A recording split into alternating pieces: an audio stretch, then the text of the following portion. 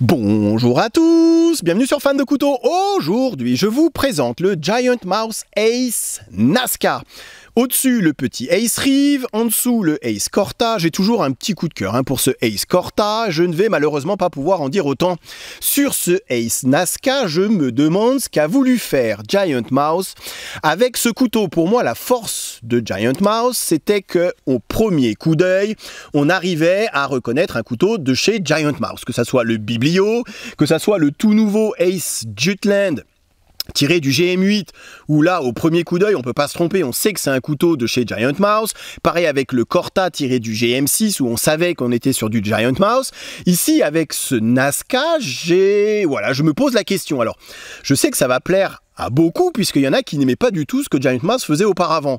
Et là, c'est vrai que ça change radicalement. On est toujours sur un design de Jens Enzo et Jesper Voxness, mais je me pose la question, je me demande ce qu'ils ont voulu faire avec ce Nazca, et même au niveau de la fabrication. Alors oui, on est sur un couteau qui est fabriqué en Chine. Ici, le Reeve et le Corta, c'était fabriqué chez Reate en Chine. Ici, c'est fabriqué par Bestech. Pour rappel, le Biblio est fabriqué en Italie à Magnago, et d'ailleurs le Jutland, là le tout nouveau, il retourne faire fabriquer ça en Italie. Alors moi je dis que c'est par Lion Steel, il y en a d'autres qui disent que c'est chez Viper, peu importe, c'est fabriqué en Italie. Là ils sont allés voir Bestech. Alors est-ce que c'est dans leur idée d'aller faire travailler plein de fabricants différents? Je ne sais pas. C'est également la première fois qu'ils utilisent ce lock. Alors est-ce que Reate n'était pas capable de le faire? J'en ai aucune idée, je ne suis pas dans leurs petits papiers. Mais disons que ce couteau est en tout point, véritablement change en tout cas de ce que Giant Mouse avait l'habitude de nous proposer. Est-ce que c'est bien, est-ce que c'est pas bien? Mais moi, ce que j'aimais bien personnellement, à titre personnel chez Giant Mouse, c'est qu'il y avait une certaine ligne conductrice, un certain fil rouge chez Giant Mouse qu'on arrivait à suivre, et j'ai l'impression qu'avec ce Nazca, ils s'en sont légèrement éloignés. Le Nazca mesure 19 cm, donc on n'est pas très loin du Ace Corta. Taille de la lame 8 cm, lame en M390, acier issu de la métallurgie des poudres, un acier de l'espace, très bon acier inox. D'ailleurs on garde les mêmes standards que sur le Ace Corta, puisqu'on était également sur du M390. Ici vous avez un manche en micarta, il existe le Nazca en version full titane également. Je reviens sur le lock dans 2 petites secondes. On retrouve ici un clip façon trombone assez caractéristique de la lignée des Ace.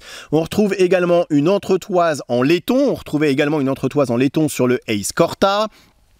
Et finalement, la différence qu'il va y avoir, c'est dans cette construction avec ces grosses platines en acier inoxydable qui donnent au Nazca une impression de robustesse, de couteau costaud, de couteau assez massif par rapport au Corta où là, les platines étaient fondues à l'intérieur du micarta. Vous voyez, le micarta enrobe les platines en acier inoxydable. Ici, on était sur un petit liner lock, et la différence qu'il va y avoir, même si comme ça, à première vue, alors oui, au niveau de l'ouverture, on est sur un flipper, ici on est sur des Sam Stud. Oui, là c'est un liner lock et là c'est un crossbar lock, donc un axis lock. Mais du coup, ça va rendre ce Ace Nazca beaucoup plus costaud, beaucoup plus massif que ne l'est finalement le Corta. Ici le Corta, excellent couteau de poche. Ici le Nazca, excellent user. On a quand même une certaine épaisseur, c'est quand même bien plus épais dans la poche, ça se ressent en tout cas que pouvait l'être le Corta. J'avais déjà fait le reproche sur le Corta avant même que le Nazca ne sorte, qu'on était sur un couteau un poil épais à mon sens pour frôler la perfection. Ici 115 grammes, vous allez me dire c'est pas énorme. Non, c'est pas énorme, 115 grammes, 120 grammes comme je dis souvent c'est la limite. Mais le fait qu'on soit sur ces grosses platines en acier inoxydable, on a quand même cette impression d'avoir un couteau mastoc, d'avoir un couteau massif, d'avoir un couteau costaud, un couteau finalement assez ramassé, assez condensé. On a un couteau qui va être fait pour utiliser, et on sait du coup qu'avec ces grosses platines en acier inoxydable, l'utilisation de cet axis lock, le fait qu'on ait du M390, on va être sur un couteau qui va être costaud, un couteau qui va être fait pour le gros travail, le fait que le manche L'avantage finalement d'avoir un manche assez épais, c'est que le couteau il est hyper confortable. On voit également que les plaquettes ici ont été contournées, contrairement à un Paramilitary 2 de chez Spyderco. On est sur des plaquettes, alors que ce soit du G10, du micarta, ce que vous voulez, c'est des plaquettes qui sont plates. Ici elles ont vraiment été contournées, arrondies, donc on est sur un manche qui est hyper confortable.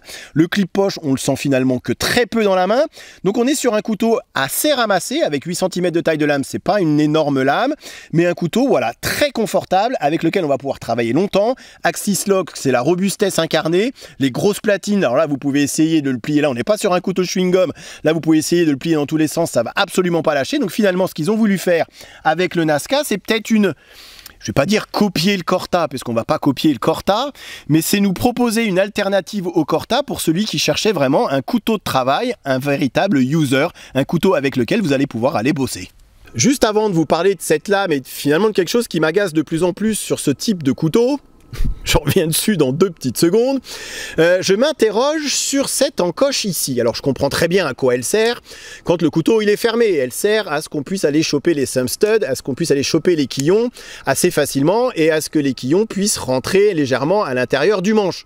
Donc je comprends très bien ce qu'ils ont voulu faire au point de vue du design. Maintenant, à l'utilisation, l'encoche est bien trop petite pour que l'index vienne à l'intérieur. Et de toute façon, si j'y mets mon index, j'ai le petit doigt à l'arrière qui dépasse du manche. Donc en fait, le couteau a été conçu pour qu'on mette l'index à ce niveau-là et qu'on se rapproche du manche pour avoir une prise avec les 4 doigts sur le manche, comme on devrait avoir sur un couteau de cette taille-là. Maintenant, j'ai l'impression, j'ai tendance en tout cas à ce que mon index ait envie de reculer et d'aller se foutre dans cette cavité. Du coup j'ai le petit doigt à l'arrière qui, bah voilà, mes autres doigts chassent mon petit doigt à l'arrière et je me retrouve avec cette prise en main qui n'est finalement pas confortable, puisque ici l'encoche elle n'est pas assez prononcée pour que j'ai l'index entièrement à l'intérieur. Mon index il aurait envie de rester là, mais il a tendance à avoir envie de glisser sur le manche et on se retrouve finalement avec une prise en main qui n'est pas des plus confortables. Encore une fois, à titre de comparaison, vous allez dire, mais le Ace Corta, on sait qu'il l'aime bien. Oui, mais ça aurait pu être n'importe quel autre couteau. Vous voyez, ici, on a une encoche qui est suffisamment prononcée pour que l'index soit à l'intérieur. Et l'index, une fois qu'il y est dedans, il ne va pas bouger, qu'on ait une prise à 4 doigts ou à 3 doigts, peu importe.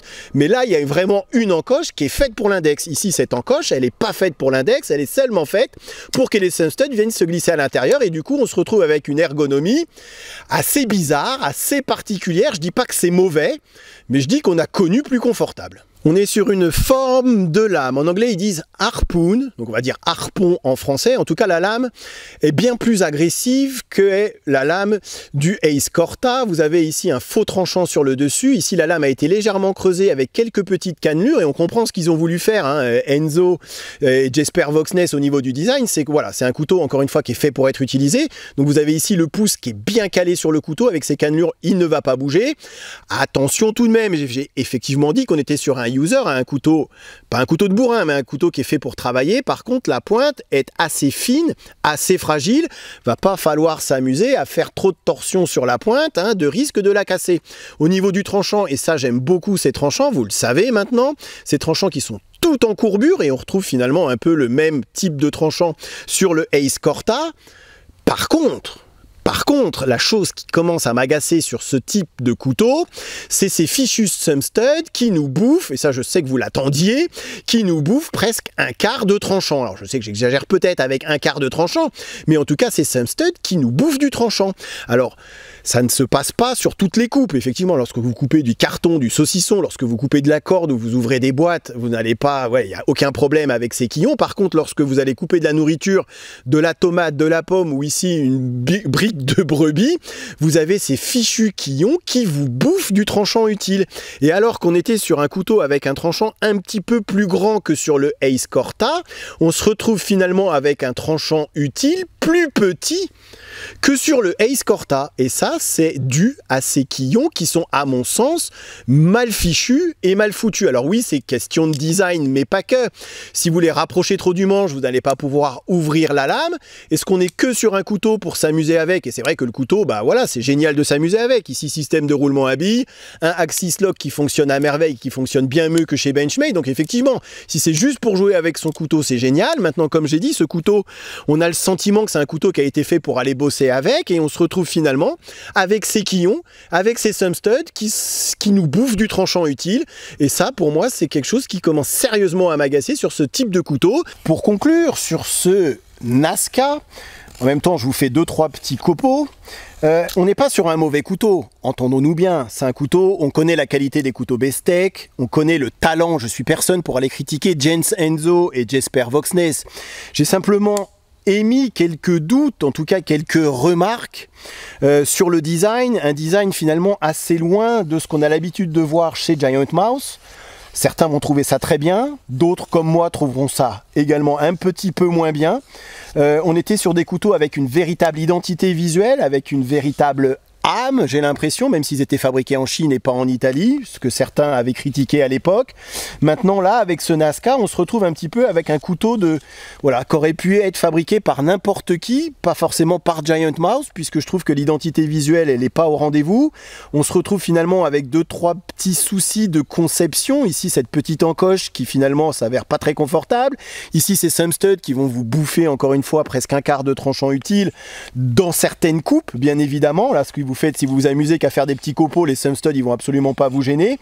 Mais voilà, on n'est pas, à mon sens, sur un couteau aussi parfait que ne l'était le Ace Corta. C'est vrai que le Ace Corta, c'était vraiment mon petit coup de cœur et un couteau que j'aime beaucoup, mais c'était un excellent couteau, exempt de pas mal de défauts, je trouve. Défauts qu'on n'avait pas sur le Corta, défauts qu'on retrouve ici sur le Nazca, défauts que j'espère ne pas retrouver sur le tout nouveau Jutland là qui vient de sortir. Voilà, donc on verra la suite au prochain épisode. Maintenant, on reste sur un couteau qui est tout à fait utilisable, hein, entendons-nous bien. Je suis aussi là pour vous dire les choses qui vont et les choses qui vont pas, à mon sens, sur un couteau. Certains, encore une fois, seront d'accord avec moi, certains ne seront pas d'accord avec moi. Je sais qu'il y en a qui pensent que c'est le meilleur couteau que Giant Mouse n'ait jamais réalisé, puisque bah voilà, ça change de ce qu'ils avaient l'habitude de faire. Moi, ça me dérange un peu. Encore une fois, les goûts et les couleurs, il en faut pour tout le monde. Je vous remercie d'avoir regardé cette vidéo et je vous dis à très bientôt sur Fan de Couteau. Salut! Présentation, comparaison avec d'autres modèles et test de coupe en fin de vidéo comme d'habitude. Ok, allez, voyons voir ce que ça donne. Rasoir. Encore une fois, les goûts et les couleurs. C'est simple et efficace. Je suis faible, j'achète. Il n'y en aura pas pour tout le monde.